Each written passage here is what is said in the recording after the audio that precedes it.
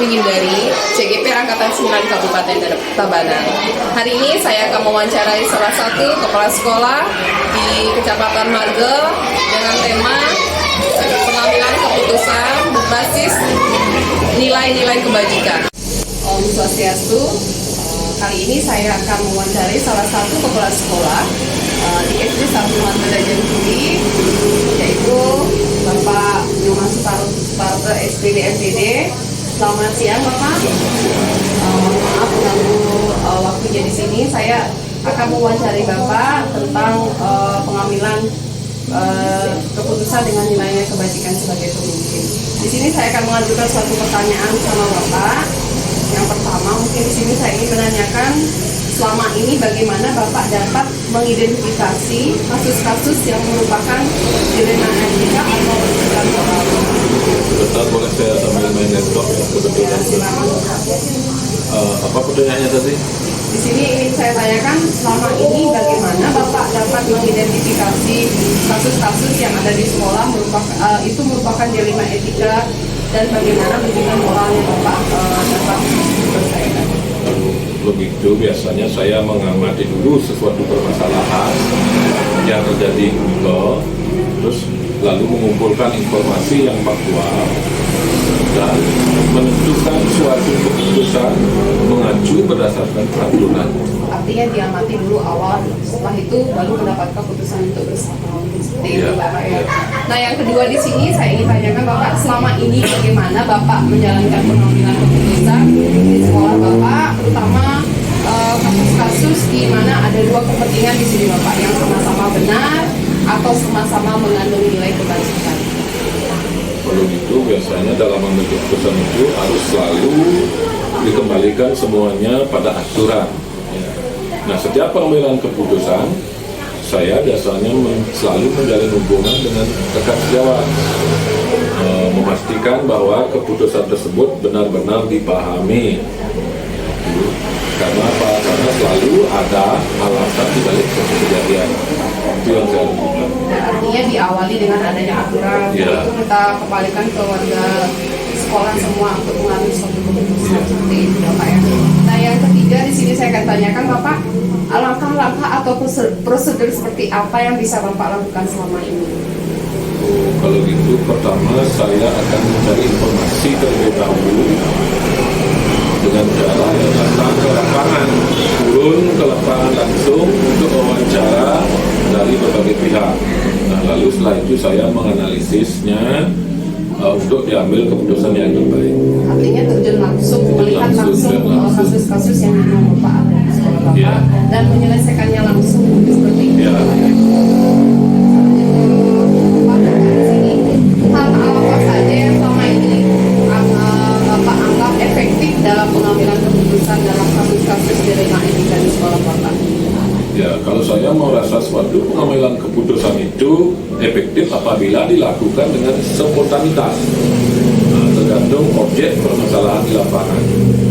Terus saya mengobrol dengan tim, misalnya di SD, walaupun tidak ada uang kaset, misalnya para teman-teman guru yang senior, yang guru yang lainnya juga didengar pendapatnya supaya ada keputusan bersama. Artinya spontanitas Bapak ya, ada masalah atau kasus yang terjadi Bapak langsung selesaikan dengan tapi warga sekolah. dengan warga sekolah, bukan sendiri. Itu. Ya kita lanjut Bapak ke kelima. Di sini hal-hal apa saja yang selama ini Bapak tantangan apa dalam pengambilan keputusan pada kasus-kasus dilema etika yang pernah Bapak alami? Kalau itu tentu saja kita harus bisa meyakinkan orang-orang yang terlibat dengan keputusan itu. Biasanya tantangan yang dihadapi dalam pengambilan keputusan itu biasanya kurang diterima oleh teman-teman. Nah, terus caranya adalah meyakinkan keputusan itu orang-orang di sekitar kita itu bahwa keputusan itu kita sudah ikut keterlibatan bersama. Artinya keputusan Bapak itu melibatkan semua warga? Iya, melibatkan warga. Artinya antaranya yakinkan dulu warga sekolah seperti guru-guru gitu. Tidak bisa sendiri. Intinya di RT itu segala keputusan pasti minta pertimbangan. Sekali Bapak. Artinya ada aturan, ada kesepakatan. Ada kesepakatan. Nah, Bapak. Ya. Ya. Ya. Dan Ya. di sini kita lanjutkan Bapak yang permasalahan yang keenam. Apakah Bapak memiliki suatu kala atau jadwal tertentu dalam sebuah penyelesaian kasus dilema etika?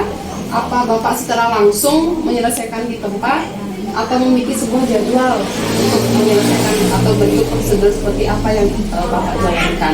Kalau di saya di sini tidak ada jadwal tertentu. Pokoknya harus bisa diselesaikan dengan baik dan sebisa mungkin selesai tidak terlalu lama. Itu misalnya keputusan itu. Artinya Bapak melihat kasus seperti itu langsung spontan menyelesaikan, tidak terlalu larut. Ya, tidak ditutup masalah. Ya, lebih bagus seperti itu Bapak. Nah, kita lanjutkan ke poin 7 Bapak. Di sini adakah seseorang atau faktor-faktor apa yang selama ini mempermudah atau membantu dalam pengambilan keputusan Bapak dalam kasus-kasus dilema etika? Ya, jelas ada faktor-faktor yang memudahkan adalah berasal dari adanya dukungan jajaran guru dan teman-teman guru atau pegawai-pegawai yang ada di sekolah. Artinya sekolah semuanya membantu seperti itu Bapak ya. Kenapa? Bisa di poin 8 dari semua hal yang telah Bapak sampaikan tadi, pelajaran apa yang dapat mungkin Bapak petik dari pengalaman mengambil keputusan dilema etika seperti ini Bapak? Jelas di sini pengalaman adalah guru terbaik. Kan ditulis orang bilang kita belajar dari berbagai kejadian untuk setiap kasus permasalahan yang terjadi di lapangan. Ya, itu satu pengalaman dari kimia. Artinya pengalaman sudah kasus yang pernah terjadi itu jadi refleksi mungkin seperti itu. Itu saja Bapak yang mungkin saya bisa tanyakan sama Bapak. Mohon maaf sudah mengganggu waktunya. Mungkin ada kata-kata hal yang kurang berkenan di hati Bapak. Mohon maafkan. Untuk hari ini cukup. Bapak sekian dan terima kasih. Om Santi Santi Santi.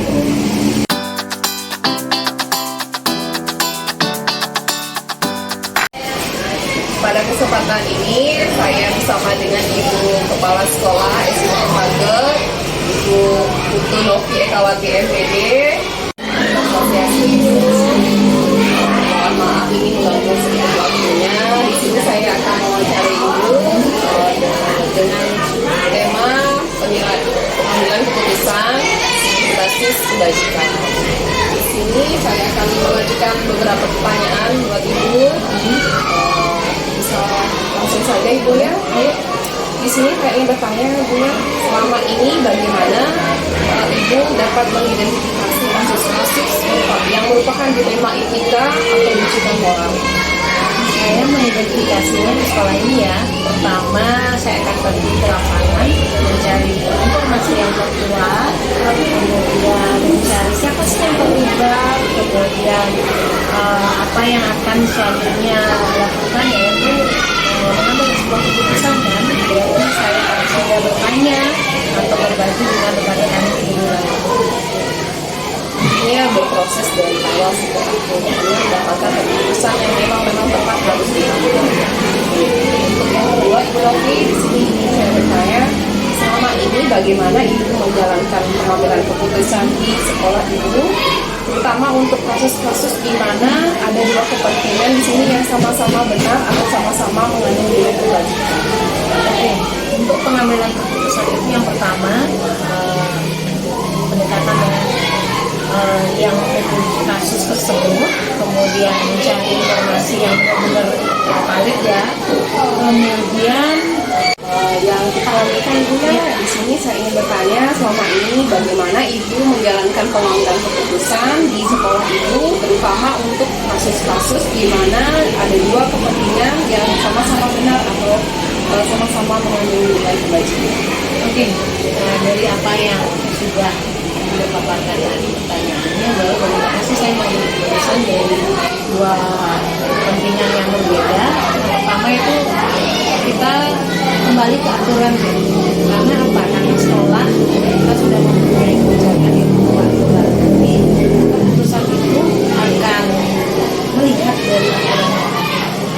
Jadi tidak semua pihak senang akan hasil keputusan, tapi yang penting adalah bagaimana keputusan itu sesuai dengan aturan itu. Artinya mengacu pada aturan. Ya, kesepakatan bersama. Kesempatan kita lanjut yang nomor 3 ini. Di sini langkah-langkah atau prosedur seperti apa yang bisa Ibu lakukan selama ini? Selama saya di sini kira-kira masih 1 tahun 4 bulan ya. Langkah-langkahnya itu pertama saya akan lihat situasi yang ada, seperti apa kasusnya itu, kemudian siapa yang terlibat, kemudian informasi-informasi yang perlu saya dapatkan, kemudian membersamai rekan-rekan dulu ya, karena rekan-rekan dulu itu adalah dukungan besar setiap pengambilan keputusan, dan kalaupun tidak bisa dicarikan solusi yang tepat, mungkin saya akan berbagi dengan komite sekolah.